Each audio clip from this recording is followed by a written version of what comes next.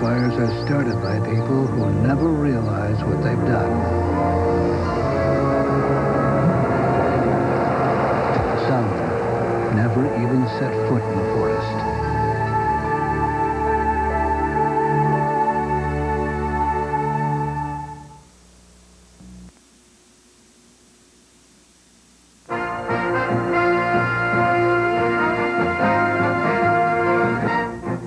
CNN Headline News, I'm Bob Losure. Presidential contenders are sprinting to the finish line in New Hampshire. Economic issues have been a theme of the campaign in that state, which has been hit hard by the recession. Today, former Massachusetts Senator Paul Tsongas vowed he would veto a middle-class tax cut because even though it's popular, it's not responsible. People do not trust the Democrats with the economy, and there are good reasons for that.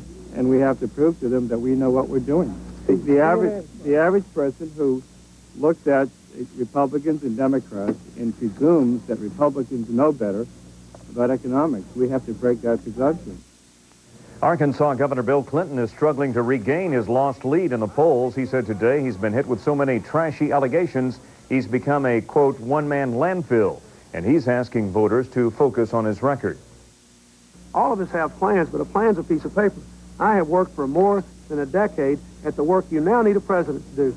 How do you get jobs in the global economy? How do you educate people? How do you solve social problems? How can you be a change agent? We have got to dramatically change the federal government and all of our behaviors in order to be what we ought to be. Senator Tom Harkin of Iowa says he favors using money from defense cuts to fund domestic investment. Senator Bob Kerrey of Nebraska campaigned with a fellow Vietnam vet today, and former California Governor Jerry Brown will join his rivals in a live debate tonight on CNN beginning at 8 p.m. Eastern Time. In Headline News, of course, we'll air the highlights.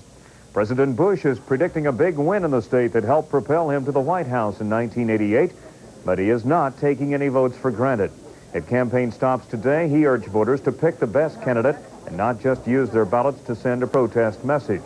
He accused his rivals of misrepresenting his record. I have tried to stay above the fray in terms of all the negative campaigning that this state has been subjected to. Much of it aimed towards me. But I think in spite of the problems that exist here, people want to get a little bit of a positive idea as to where this country is going and what we stand for. And so I've tried to keep it on a good plane. I don't think this election is about trashing the candidacy of somebody else in some 30-second spot. Conservative challenger Patrick Buchanan says he expects to do extraordinarily well in Tuesday's primary. He says his campaign will, quote, shake up the nation. Israeli warplanes attacked a convoy of the pro-Iranian Hezbollah movement today in southern Lebanon. At least 7 people were killed, including Hezbollah's leader, Sheikh Abbas Musawi, and his wife and son. It was the latest in a string of reprisal attacks for yesterday's killings of 3 Israeli soldiers. Israeli planes are still reportedly flying over the region. The death of Musawi has renewed Arab calls for a jihad or holy war against Israel. But Israel is insisting next week's scheduled peace talks will go on. We've always said that we expect all our adversaries to lay down their arms and to sit down and talk peace. One thing that we have seen since the beginning of these peace talks is that many of the Arab delegations have gotten used to the idea that they can talk peace in the West and incite violence in the East. That is around and inside Israel's borders.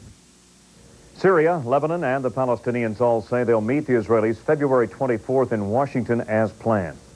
Israel is also weathering some domestic unrest. Thousands of defense industry workers walked off the job today to protest planned layoffs at their government-run factories. At a rally outside the Prime Minister's office, they demanded the Defense Ministry stop buying arms from overseas to protect jobs at home. The one-day strike shut down 20 factories. A cabinet minister in Zaire says at least 13 people were killed in a pro-democracy march today. State television reports soldiers killed 2 protesters in the church-led demonstration after they reportedly attacked them with knives. The Social Democrat Party claims its leaders were beaten during the march.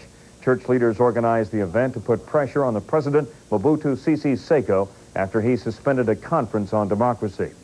A so-called Holy Alliance may have helped bring freedom to Eastern Europe. Time magazine is reporting former President Ronald Reagan and Pope John Paul II worked together in the 1980s to help Poland's Solidarity trade union survive a communist crackdown. Reagan and the Polish-born pontiff reportedly arranged to have fax machines, computers, and other equipment smuggled to opposition leaders. The alliance was apparently part of a U.S. Vatican strategy to prompt the collapse of communism. Next stop, Moscow. U.S. Secretary of State James Baker has been touring the Central Asian republics and the Commonwealth of Independent States this week, and tomorrow he meets with Russian President Boris Yeltsin. Ralph Bigleiter has more on the Secretary's travels. The intricate mosaics of an Islamic mosque seem more appropriate for the Middle East than for the former Soviet Union, but this Islamic center is in Uzbekistan, home of an ancient Muslim culture. Uzbekistan is still a Muslim nation, but its politics are still communist. The United States criticizes Uzbekistan's record on human rights, but accepts its promises of reform. Uzbekistan is prepared to build an open society where there will be no diktat of a single party, political party. Uzbekistan is the only place on this trip where U.S. Secretary of State James Baker met with opposition leaders to encourage them. The Islamic world of Uzbekistan is just one of many unusual scenes Baker's witnessed on this trip. In Turkmenistan, he watched costumed women weaving by hand the intricate designs of carpets valued around the world for their artistry. And he draped a traditional Turkoman robe over his business suit for a 26-course dinner inside a yurt. With this 10-day trip and one last December, Baker will have punched his ticket in each of the 11 republics of the new Commonwealth of Independent States in just 2 months. Because of the uncertain water supply in some of the more remote stops, Baker's cabin on the plane was lined with packaged water from the west. While flying over the desert of Turkmenistan, Baker and his staff munched on bagels and lox. Seeing these parts of the former Soviet Union for the first time makes it easy to appreciate the magnitude of the economic challenge they face. From the air, you see no interstate highway system. Railroad yards are in disrepair. The telephone system barely works. Inexplicably, the call buttons in a hotel elevator in Tajikistan are not in numerical order. Prices are bizarre. A phone call to the U.S. costs $15 a minute from Moldova, but just $3 from the more distant Turkmenistan. The most memorable moment of this trip was Baker's encounter with nuclear scientists who, for decades, have masterminded the atomic weapons aimed at the United States. In secret laboratories at the edge of Siberia, Baker heard the scientists now pleading for jobs and intellectual challenges from the West. The name Uzbek means I am master of myself, and all these former Soviet republics are just beginning to flex the unused muscles of their independence. It makes for a confused, unpredictable situation, and nothing demonstrates that more than the kaleidoscope of contrasts Baker has experienced on this trip. Ralph Bigleiter, CNN, Samarkand, Uzbekistan. Serial killer Jeffrey Dahmer will find out tomorrow if he'll ever be eligible for parole. He faces 15 consecutive life sentences. Yesterday, a Milwaukee jury decided he was sane when he killed and dismembered 15 young men and boys. Today, family members of some of Dahmer's victims gathered at memorial services. The sister of one victim said she forgives Dahmer and prayed that his family's pain will be eased.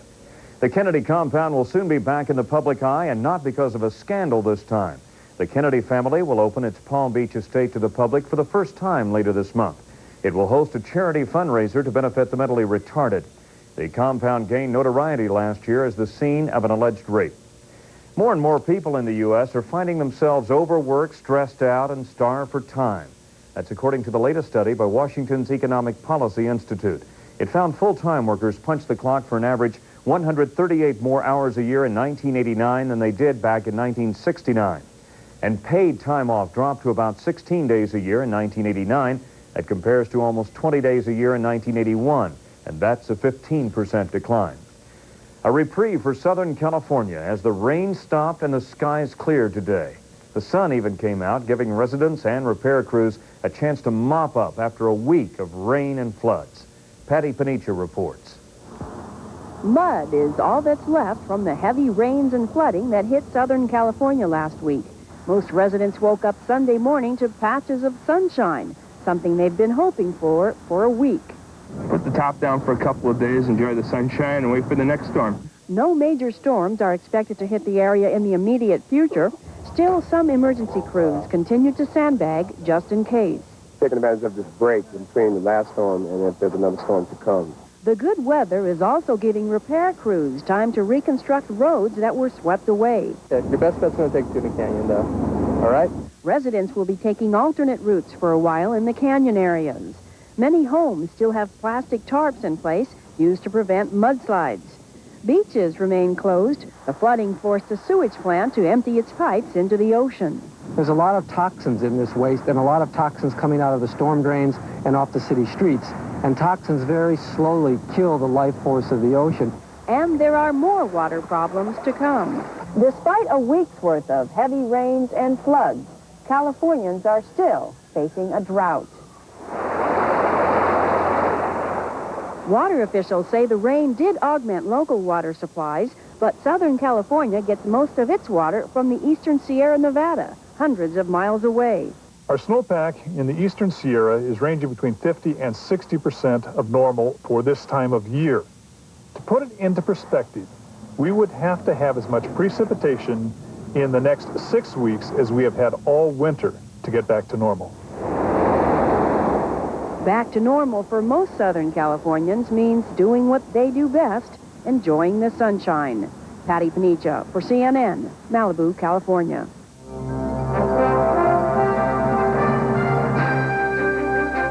Lots of Olympic action in Albertville, France today. We'll start on the ice. The French hockey team secured a berth in the playoffs with a 4-2 win over Norway. Czechoslovakia beat Switzerland with the same score. And the unified team defeated Canada in a close one, 5-4. In men's ski jumping, Finland's 16-year-old wonder Toni Nieminen won the gold on the 120-meter hill. He adds that to a gold in the team event and a bronze in the 90-meter jump. And the men's super giant slalom was won by Norway's Kjetil André Amat. He won by only 0.7 of a second. Norway also took the bronze in that event. Coming up in CNN headline news, a new high-tech device to help disabled people, but it may be out of reach for some. And then later, a program that brings together horses and prison inmates to the benefit of both.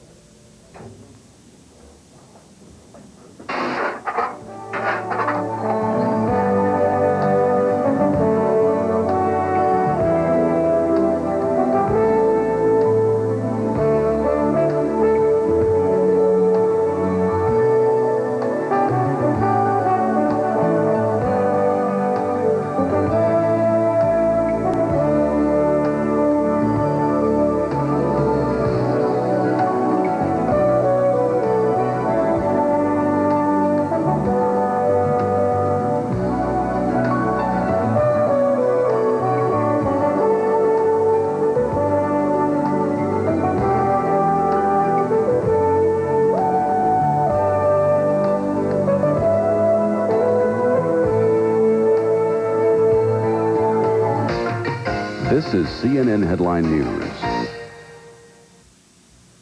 Americans are eating healthier than ever, or so they think. Even healthy foods may not be as healthy cooked in oil, margarine, or butter. But all-natural Pan no-stick cooking spray adds only 1/10 the fat and calories of those things and keeps food light and delicious. The choice is yours. These or all-natural Pan, because how you cook is as important as what you cook. Things are different. The all-new Pontiac Grand Am proves it. Things are better because no import at its price can match the power of its 16-valve engine and the control of its standard anti-lock brakes. Not Accord, not Camry, no one. In fact, Consumers Digest named the Grand Am a Best Buy. Pontiac's new Grand Am, a new kind of excitement. Napoleon, what was your hand in the jacket? People are talking. Josephine, my briefs are killing me. Oh, I have just the thing. Fruit of the loom. Totally comfortable. Hey, c'est magnifique, eh? How about that waistband? It's super comfortable, mais oui. And that soft pre-shrunk cotton? Feels great. Down to the skin. Ooh la la. For classic comfort, pick Fruit of the Loom briefs. No, leave the hat on. Some people perspire. We sweat. You need Arid Double X protection to help keep you extra, extra dry. And look, it's the only leading solid that doesn't leave a white, flaky mess. Arid Double X helps keep us extra. Extra dry. Alka-Seltzer Plus goes to the Arctic Circle, where the toughest colds live. Alka-Seltzer Plus takes care of the aches, the runny nose. Alka-Seltzer Plus has done exactly what I've needed it to do. It does the job. Alka-Seltzer Plus, tough medicine for tough winter colds. A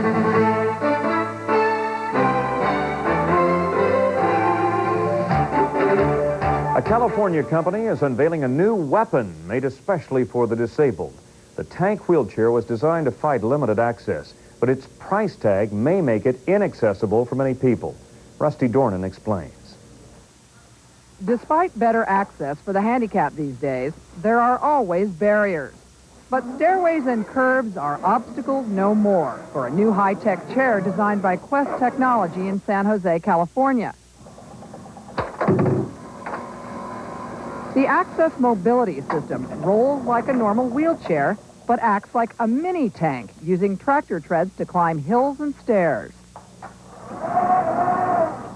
The chair has 2 onboard computers. A joystick moves it backwards and forwards, up and down. But following $20 million of research and extensive safety tests, the FDA approved the chair, but requires training and a doctor's prescription. The price of freedom, however, is almost as steep as the hills it climbs, running more than $27,000. But designers say the new chair will enable the handicapped to avoid other costs, like building ramps in their home and placing lifts in their van. Some advocacy groups say the chair is too expensive and worry that people will get the wrong idea about the needs of the handicapped. It gives a message that, you know, instead of building ramps, instead of making things accessible, disabled people can buy these $27,000 chairs, and that's the way we're going to achieve access. In the future, the chair could be used to help more than just the handicapped, going to places where few humans dare, like the site of a hazardous waste spill or a nuclear reactor. Could go over rubble, could go upstairs if they had to get to there. Then they could get their readings, determine what the extent of the situation is, and where to go from there without having exposed a human. But for now, designers say it will allow people confined to a wheelchair to make tracks. In San Jose, California, Rusty Dornan for CNN.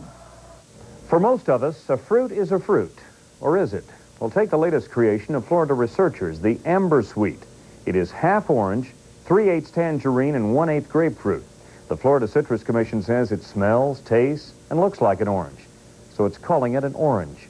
But the jury is still out on Amber Sweet juice. If the FDA decides it's too close to orange juice, the Amber Sweet may soon only be a memory.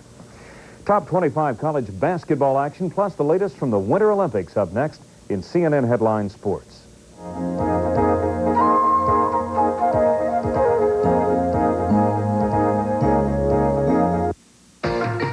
This is CNN Headline News. When we ask a race engine to do 500 miles, it's like asking a streetcar engine to do 100,000 miles. And we're asking it to do it on no oil changes. Penzo provides the best quality, the best protection, and the best performance that you can get on the market. Longer engine life and better engine protection are definitely the 2 things that you can expect out of Penzo oil. Penzo oil outperforms any leading motor oil against viscosity breakdown. And to me as a driver, that's the most important thing you can say. Penzo oil, performance, protection, quality. I'll be vacation.